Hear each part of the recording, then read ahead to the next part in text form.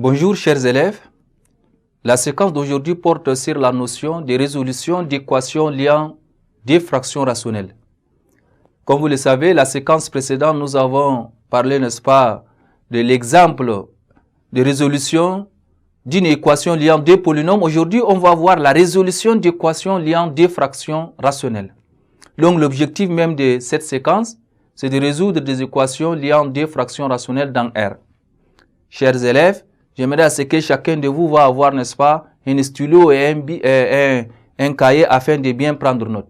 Nous avons l'équation plutôt et on a x plus 2 sur 5x plus 19 égale à combien? Égale à x moins 3, le tout sur 10x plus moins 26. 10x moins 26 à résoudre. Eh bien, chers élèves, lorsqu'on vous demande de résoudre une telle équation, cette équation liant les deux fractions ici, d'abord, dans un premier temps, nous allons déterminer ce que c'est les contraintes sur l'inconnu. Alors, on prend, n'est-ce pas, le dénominateur soit différent de 0 pour que l'équation existe.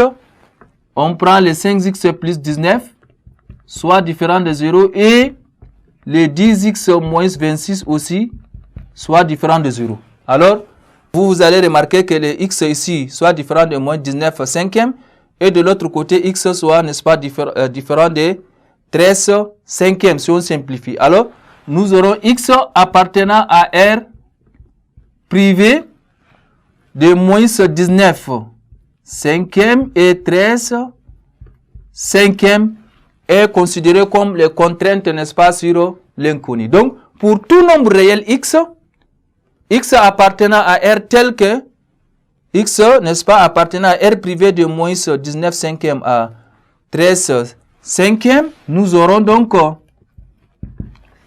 x plus 2 sur 5x plus 19 égale à x moins 3, le tout sur 10x moins 26. Et on va faire le produit des extrêmes égal à produit des moyens. Ça veut dire que on fait x plus 2 en facteur de 10x moins 26 égale à x moins 3 en facteur de 5x plus 19. On va développer ça. Et lorsqu'on développe, on va dire x fois 10x, ça nous donne combien? Ça nous donne 10x au carré. X fois moins 26, ça fait moins 26x. 2 fois 10x, ça fait 20x. Et moins, n'est-ce pas? 2 fois 26 qui est égal à moins 50. 52, ceci nous donne encore égal à. Et vous allez aussi développer ça. X fois 5x, ça fait 5x au carré. X fois 19, ça fait plus 19x. Moins 15x. Et on a moins. Nous aurons donc 3 fois 9. On a 27. 2. 3 fois 1, 3. Avec le 2, ça fait... vous avez 3, 2, ça fait 5. Comme ça, on se retrouve avec ces polynômes-là.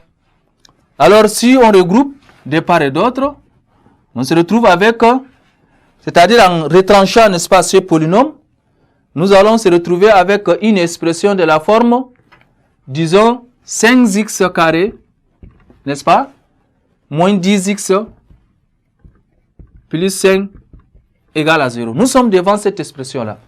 Alors, on va mettre un 5 en facteur. Ça reste x carré moins 10x plus 1 égale à 0. On sait que 5 est différent de 0.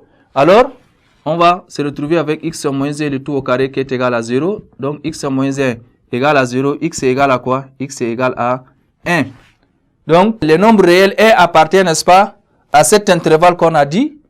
Alors, l'équation x carré, x moins 1 le tout au carré avec le x plus 2 sur 5x plus 19 égale à x moins 3 sur 10x moins 26 ont la même solution et on dit qu'elles sont, n'est-ce pas, équivalentes. L'ensemble de solutions, c'est 1. Voilà, chers élèves, ainsi prend fin cette séquence et à la prochaine séquence.